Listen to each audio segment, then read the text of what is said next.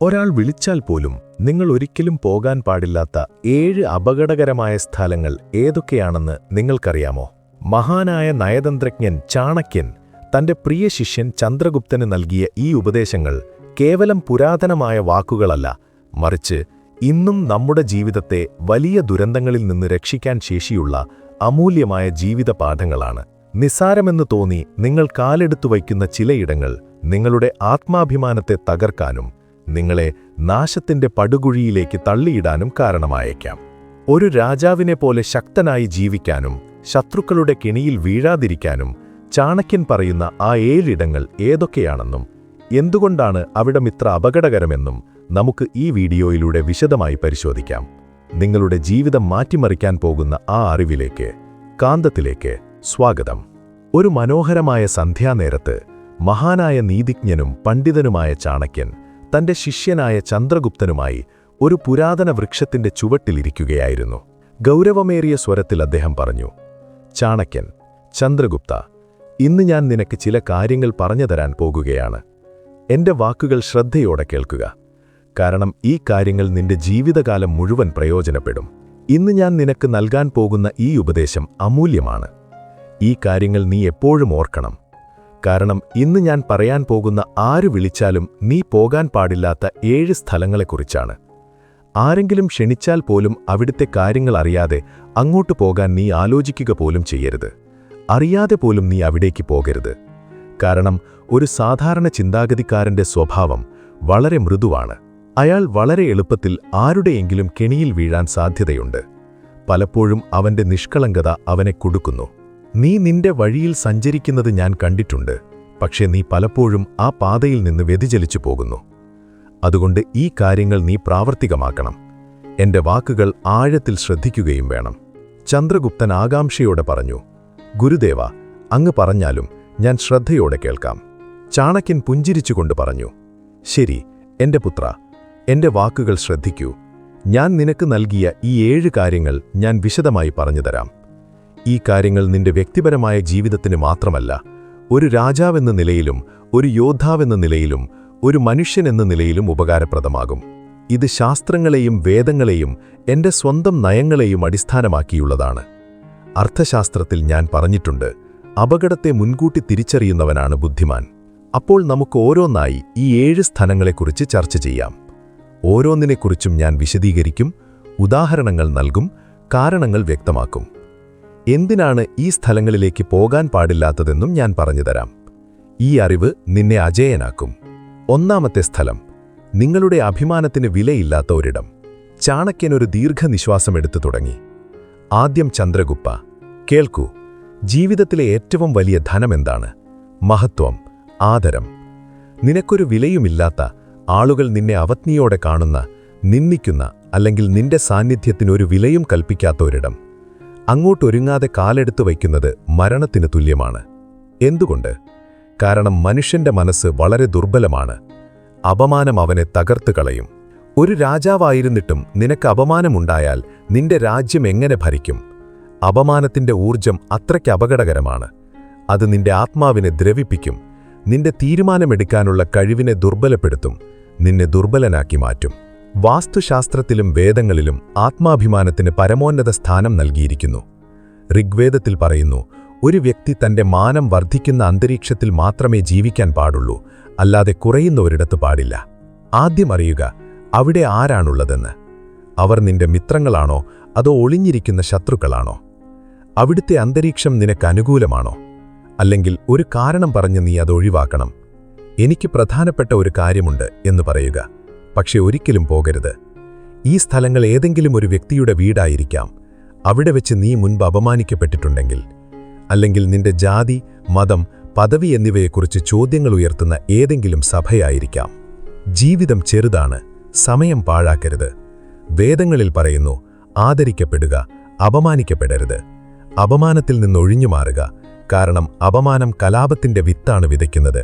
അർത്ഥശാസ്ത്രത്തിൽ ഞാൻ വിശദമായി എഴുതിയിട്ടുണ്ട്, ഒരു നീതിമാനായ രാജാവ് എപ്പോഴും തന്റെ പ്രശസ്തിയെ സംരക്ഷിക്കണം, കാരണം പ്രശസ്തിയാണ് രാജ്യത്തിന്റെ അടിസ്ഥാനം.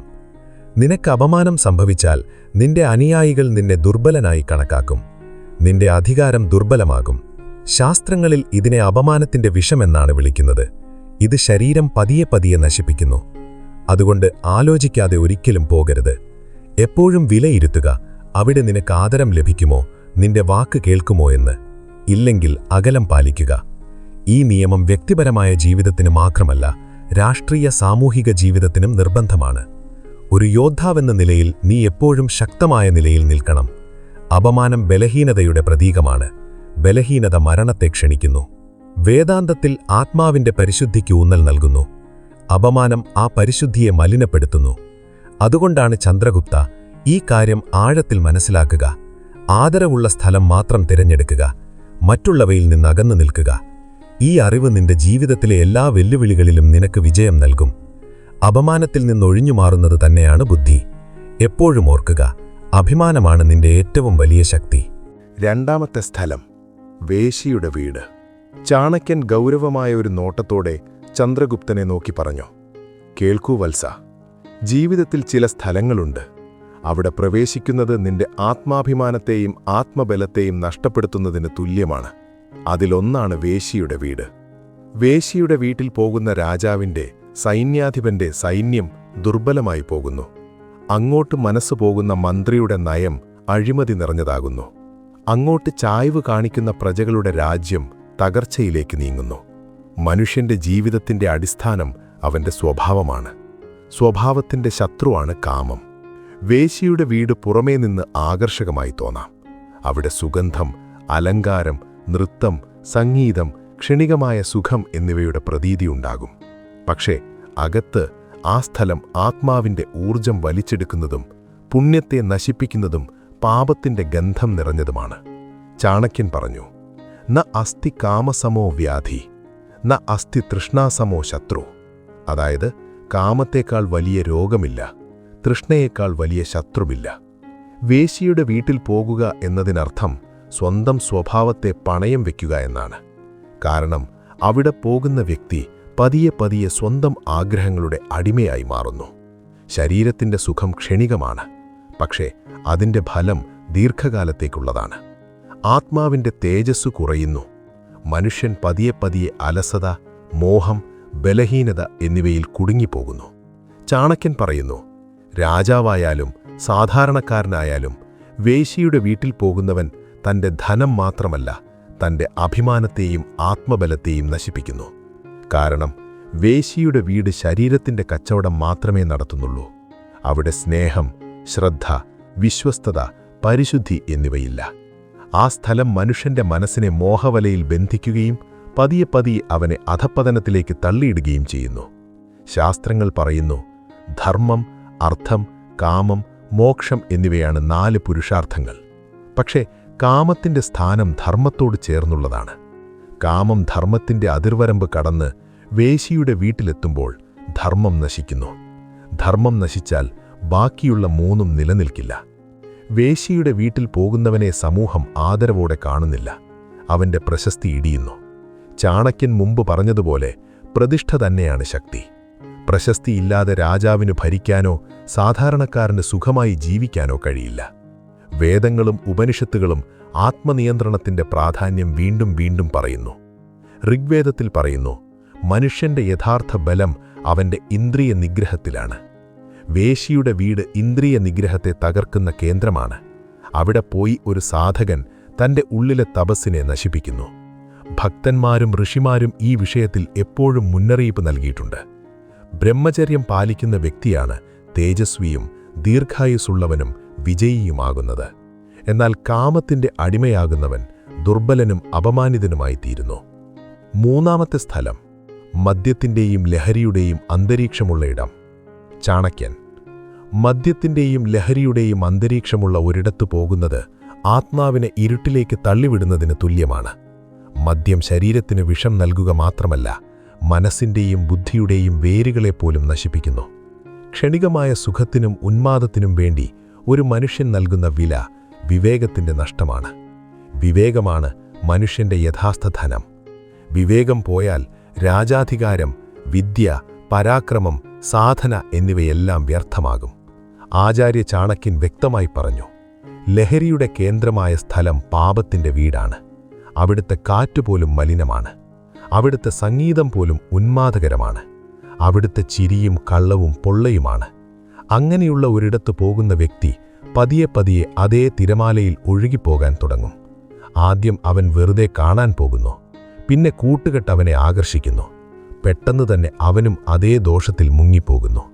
ശാസ്ത്രങ്ങൾ പറയുന്നു, മദ്യം നാശത്തിലേക്ക് നയിക്കുന്നു. അവിടെ പോകുന്നതുകൊണ്ട് ശരീരം ദുർബലമാവുക മാത്രമല്ല, ആത്മാവിൻ്റെ തേജസ്സും ക്ഷയിച്ചു പോകുന്നു. ലഹരിയെ സ്പർശിച്ചാൽ പോലും സാധകന്റെ മനസ്സ് ഒരിക്കലും സ്ഥിരമായിരിക്കില്ല. രാഷ്ട്രീയ രംഗത്ത് ഇത് കൂടുതൽ അപകടകരമാണ്. ഏതു രാജാവിൻ്റെ സൈനികർ, മന്ത്രിമാർ അല്ലെങ്കിൽ രാജാവ് തന്നെ ലഹരിക്ക് അടിമപ്പെടുന്നുവോ, അവരുടെ രാജ്യം പെട്ടെന്ന് ശത്രുക്കളുടെ കൈവശമാകും. ലഹരിയിൽ മുഴുകിയ മനുഷ്യന്റെ രഹസ്യങ്ങൾ പുറത്തുവരും. ഈ അവസരമാണ് ശത്രുവിന് വേണ്ടത്. അതുകൊണ്ടാണ് ആചാര്യൻ മുന്നറിയിപ്പ് നൽകിയത്. സ്വന്തം രഹസ്യം സംരക്ഷിക്കാൻ ആഗ്രഹിക്കുന്നവൻ ഒരിക്കലും ലഹരിയെ ആശ്രയിക്കരുത്. ആത്മീയ വീക്ഷണത്തിൽ ലഹരി ആത്മാവിൻ്റെ പരിശുദ്ധിയെ മറയ്ക്കുന്നു. മനുഷ്യന്റെ ഉള്ളിലുള്ള ദിവ്യത്വത്തിൻ്റെ ഉറവിടമായ അന്തർമനസ്സ് ലഹരിയുടെ പുകയിൽ അമർന്നുപോകുന്നു. ധ്യാനം മുറിയുന്നു, പ്രാണശക്തി ചിതറിപ്പോകുന്നു. ജീവിതം ഒരു അന്ധയായ തെരുവിലൂടെ അലഞ്ഞുതിരിയാൻ തുടങ്ങുന്നു. ഈ കാരണം കൊണ്ട് ലഹരിയുടെ സ്ഥലത്ത് കാലെടുത്തു വയ്ക്കുന്ന വ്യക്തി സ്വന്തം ഉള്ളിൽ മരണത്തിൻ്റെ വിത്താണ് വിതയ്ക്കുന്നത്. ഈ മരണം ശരീരത്തിൻ്റേതു മാത്രമല്ല, സ്വഭാവത്തിൻ്റെയും ആത്മാവിൻ്റേതുമാണ്. അതുകൊണ്ട് ചന്ദ്രഗുപ്ത, ഓർക്കുക, മദ്യത്തിൻ്റെ പ്രവാഹമുള്ള ഇടം, ആളുകൾ സ്വന്തം വിവേകത്തെ മദ്യഗ്ലാസിൽ മുക്കിക്കളയുന്ന ഇടം, പാട്ടും നൃത്തവും കാമത്തെയും ഭ്രാന്തിയെയും മാത്രം ജനിപ്പിക്കുന്ന ഇടം, ആ സ്ഥലത്ത് നിന്ന് മൈലുകൾ അകലെ നിൽക്കുക. അവിടുത്തെ ഒരു ശ്വാസം പോലും വിഷത്തിന് തുല്യമാണ്. 4-ാമത്തെ സ്ഥലം, ശത്രുവിൻ്റെ വീട്.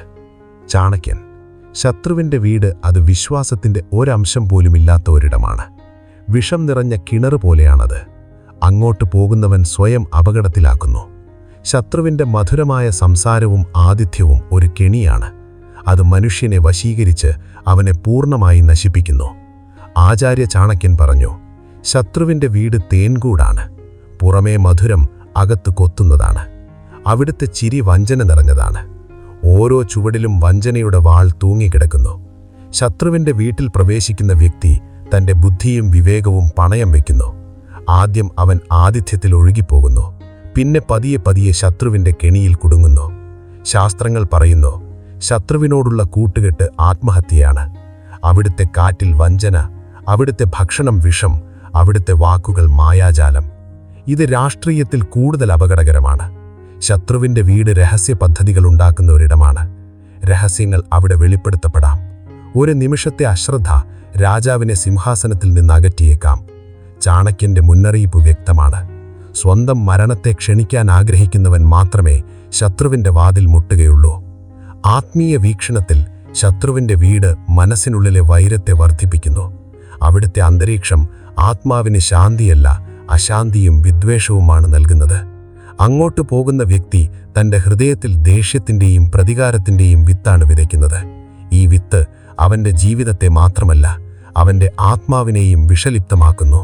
അതുകൊണ്ട് ചന്ദ്രഗുപ്ത, ശത്രുവിൻ്റെ വീട്ടിൽ നിന്ന് എപ്പോഴും അകലെ നിൽക്കുക. അവൻ്റെ മധുരമായ പുഞ്ചിരിയുടെ പിന്നാലിൽ ഒളിച്ചിരിക്കുന്ന വഞ്ചന നിന്നെ ഭസ്മമാക്കിയേക്കാം. ആ സ്ഥലം മരണത്തിൻ്റെ വാതിലാണ്. അവിടുന്ന് മടങ്ങിവരവ് പശ്ചാത്താപത്തോടെ മാത്രമേ ഉണ്ടാകൂ. 6-ാമത്തെ സ്ഥലം, ദുസ്വഭാവിയും അത്യാഗ്രഹിയുടെയും വീട്. ചാണക്യൻ. ദുസ്വഭാവിയുടെയും അത്യാഗ്രഹിയുടെയും വീട് അത് ധാർമ്മികതയ്ക്കും സത്യത്തിനും ഒരു വിലയുമില്ലാത്ത ഒരിടമാണ്. അതൊരു ചതുപ്പുനിലം പോലെയാണ്. അതിൽ കുടുങ്ങുന്ന വ്യക്തി തന്റെ ആത്മാവിനെയും അഭിമാനത്തെയും നഷ്ടപ്പെടുത്തുന്നു. ദുസ്വഭാവവും അത്യാഗ്രഹവും മനുഷ്യനെ മൃഗത്തെക്കാൾ താഴെയാക്കുന്നു. കാരണം ഇവിടെ വിവേകവുമില്ല, ധർമ്മവുമില്ല.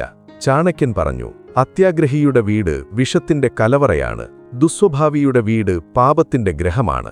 അങ്ങനെയുള്ള ഒരിടത്തു പോകുന്ന വ്യക്തി ആദ്യം അത്യാഗ്രഹത്തിന്റെ കെണിയിൽ കുടുങ്ങുന്നു. പിന്നെ ദുസ്വഭാവമുള്ളവരുടെ കൂട്ടുകെട്ട് അവനെ താഴേക്ക് വലിച്ചിടുന്നു. അവിടുത്തെ വാക്കുകൾ മധുരമായി തോന്നുമെങ്കിലും അവ മനസ്സിനെ ദുഷിപ്പിക്കുന്നു. ശാസ്ത്രങ്ങൾ പറയുന്നു, ലോഭപാപസ്യ താരണം, അതായത് അത്യാഗ്രഹം പാപത്തിന് മൂലകാരണമാണ്. അവിടുത്തെ അന്തരീക്ഷം മനസ്സിനെ അശുദ്ധമാക്കുന്നു. പതിയെ പതിയെ വ്യക്തി തന്റെ മര്യാദകളെ നഷ്ടപ്പെടുത്തുന്നു. രാഷ്ട്രീയത്തിൽ ദുസ്വഭാവിയുടെയും അത്യാഗ്രഹിയുടെയും വീട് ഏറ്റവും അപകടകരമാണ്. ഇവിടെ രഹസ്യ പദ്ധതികൾ ഉണ്ടാകുന്നു, വഞ്ചനയുടെ കളികൾ കളിക്കപ്പെടുന്നു, ഇവിടെ കുടുങ്ങുന്ന രാജാവോ സൈനികനോ സ്വന്തം രാജ്യത്തിന്റെ സർവനാശത്തെ ക്ഷണിക്കുന്നു. ചാണക്യന്റെ ഉപദേശം: സ്വന്തം മരണത്തിനുള്ള സാധനങ്ങൾ വാങ്ങാൻ ആഗ്രഹിക്കുന്നവൻ മാത്രമേ അത്യാഗ്രഹിയോടൊപ്പം ചേരുകയുള്ളൂ. ആത്മീയ വീക്ഷണത്തിൽ അങ്ങനെയുള്ള സ്ഥലം ആത്മാവിന്റെ പരിശുദ്ധിയെ നശിപ്പിക്കുന്നു. അത്യാഗ്രഹവും ദുസ്വഭാവവും മനസ്സിനെ അലട്ടുന്നു, ധ്യാനത്തെ തകർക്കുന്നു, വ്യക്തിയെ സത്യത്തിന്റെ പാതയിൽ നിന്ന് അകറ്റുന്നു. അങ്ങോട്ടു പോകുന്നവൻ തന്റെ ഉള്ളിലെ പ്രകാശം നഷ്ടപ്പെടുത്തുന്നു. അതുകൊണ്ട് ചന്ദ്രഗുപ്ത, ദുസ്വഭാവിയുടെയും അത്യാഗ്രഹിയുടെയും വീട്ടിൽ നിന്ന് എപ്പോഴും അകന്നു നിൽക്കുക. അവിടുത്തെ ഒരു യാത്ര പോലും നിന്നെ പാപത്തിന്റെ അഗാധ ഗർത്തത്തിലേക്ക് തള്ളിയിട്ടേക്കാം. ഈ സ്ഥലം ആത്മാവിനെ ഭസ്മമാക്കുന്ന തീയാണ്. ഏഴാമത്തെ സ്ഥലം അഹങ്കാരിയുടെ വീട്. ചാണക്യൻ: അഹങ്കാരിയുടെ വീട് അത് വിവേകവും വിനയവും നഷ്ടപ്പെട്ട ഒരിടമാണ്. അതൊരു മരുഭൂമി പോലെയാണ്. അവിടെ സ്നേഹത്തിന്റെ തണലുമില്ല, സത്യത്തിന്റെ വെള്ളവുമില്ല. അഹങ്കാരം മനുഷ്യനെ അന്ധനാക്കുന്നു. അവന്റെ വീട് പതനത്തിന്റെ കേന്ദ്രമാണ്. ചാണക്യൻ പറഞ്ഞു: അഹങ്കാരിയുടെ വീട് ഒരു അഗ്നികുണ്ഡമാണ്. അത് സ്വയം കത്തുകയും മറ്റുള്ളവരെ ചുട്ടുപൊള്ളിക്കുകയും ചെയ്യുന്നു. അവിടുത്തെ കാറ്റിൽ അഹങ്കാരത്തിന്റെ ഗന്ധമുണ്ട്. അവിടുത്തെ വാക്കുകൾ സ്വന്തം പ്രശംസകൾ കൊണ്ട് മാത്രം നിറഞ്ഞതാണ്. അഹങ്കാരിയുടെ വീട്ടിൽ പോകുന്ന വ്യക്തി പതിയെ പതിയെ അവന്റെ സ്വാധീനത്തിലാകുന്നു. ആദ്യം അവൻ അവന്റെ പ്രശംസകൾ കേൾക്കുന്നു, പിന്നെ സ്വയം അതേ ശ്രേഷ്ഠതയുടെ മിഥ്യാബോധത്തിൽ നഷ്ടപ്പെടുന്നു. ശാസ്ത്രങ്ങൾ പറയുന്നു, അഹങ്കാരം സർവനാശത്തിന്റെ കാരണമാണ്. അവിടുത്തെ അന്തരീക്ഷം മനസ്സിനെ അശുദ്ധമാക്കുന്നു. പതിയെ പതിയെ വ്യക്തി തന്റെ മര്യാദകളെ നഷ്ടപ്പെടുത്തുന്നു. രാഷ്ട്രീയത്തിൽ അഹങ്കാരിയുടെയും വീട് ഏറ്റവും അപകടകരമാണ്.